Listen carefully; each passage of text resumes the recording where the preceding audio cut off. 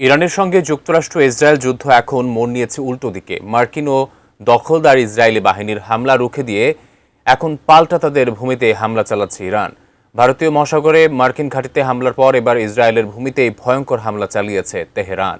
এই হামলায় ইসরায়েলের ব্যাপক ক্ষয়ক্ষতি এবং হতাহতের দাবি করছে ইরান। বিস্তারিত জানাচ্ছেন রিসাম সাহাব।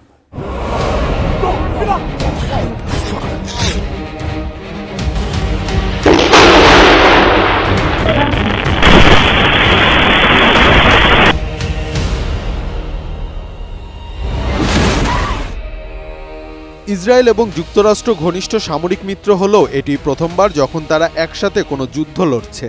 মাত্র ৩ সপ্তাহের মধ্যে তারা ইরানের বেশ কিছু শহর এবং তাদের শীর্ষ নেতাদের হত্যা করেছে।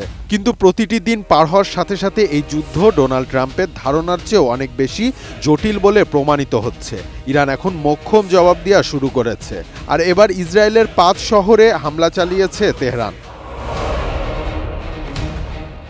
ইরানের ইসলামী বিপ্লবী গার্ড বাহিনী জানিয়েছে তাদের সর্বশেষ ছোড়া ক্ষেপণাস্ত্রগুলোতে ইসরায়েলের আরাদ, ডিমোনা, ইলাদ, বীরশেবা ও কিরিয়াতগাত শহরের সামরিক স্থাপনা এবং নিরাপত্তা কেন্দ্রগুলোকে লক্ষ্যবস্তু করা হয়েছে।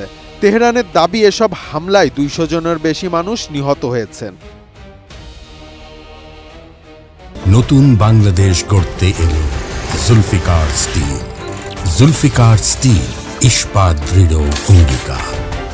তবে ইসরায়েল বলছে ভিন্ন কথা। তাদের দাবি ইরানের হামলায় কোনো হতাহত হয়নি। দেশটির অ্যাম্বুলেন্স পরিষেবা জানিয়েছে আরাদ শহরে ৮৮ জন আহত হয়েছে। এছাড়া ডিমোনা থেকে আহত ৩৯ জনকে হাসপাতালে পাঠানো হয়েছে।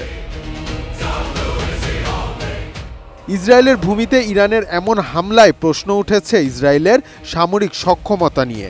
সামাজিক যোগাযোগ মাধ্যম এক্সে দেওয়া এক বিবৃতিতে দেশটির রাজনীতিবিদ ইয়ারিব ওপেনহাইমার জানান, ইরান ফুরিয়ে আসছে বলে সরকার যে দাবি করছে তা সঠিক নয় এবং সাধারণ মানুষের কাছে প্রকৃত তথ্য গোপন করা হচ্ছে। এদিকে ইরান, ইসরায়েল এবং যুক্তরাষ্ট্রকে আবার কঠোর হুমকিও দিয়ে রেখেছে। তারা বলেছে ইরানের বিদ্যুৎ কেন্দ্রগুলো নিশানা করা হলে মধ্যপ্রাচ্যে যুক্তরাষ্ট্র ও ইসরায়েলের সঙ্গে যুক্ত সব জ্বালানি অবকাঠামোতে পাল্টা হামলা চালাবে তাদের সামরিক বাহিনী। ইরানের খাতাম আল আম্বিয়া সেন্ট্রাল কমান্ডের মুখপাত্র বলেছেন, যুক্তরাষ্ট্র ও ইসরায়েলের সঙ্গে যুক্ত পানি শোধনাগার এবং তথ্য প্রযুক্তি অবকাঠামোতেও হামলা চালাবে ইরান। এর আগে ৪৮ ঘন্টার মধ্যে হরমুজ প্রণালী খুলে না দিলে ইরানের বিদ্যুৎ কেন্দ্রগুলোতে হামলা চালানোর হুমকি দেন যুক্তরাষ্ট্রের প্রেসিডেন্ট ডোনাল্ড ট্রাম্প। তার ওই হুমকির পরই ইরানের পক্ষ থেকে এমন সতর্কতা বার্তা দেওয়া হলো। এতদিন ইরান যুদ্ধে ট্রাম্প এবং তার মিত্ররা তেহরানের ওপর হুমকি হামলা চালিয়ে আসলেও এবার বিপদে পড়েছে যুক্তরাষ্ট্র, ইসরায়েল। বেশ কিছুদিনের এই ঘটনা প্রবাহতে ট্রাম্প প্রশাসন এবং দখলদার ইসরায়েল বাহিনী বেশ চাপেই আছে বলে মনে করছেন বিশ্লেষকরা। এখন দেখার বিষয় ওয়াশিংটন এবং ইসরায়েল এই যুদ্ধ থেকে পিছু হটে নাকি আরও আগ্রাসনের দিকে এগিয়ে যায়। রিসাম সাহাব, এটিএন নিউজ।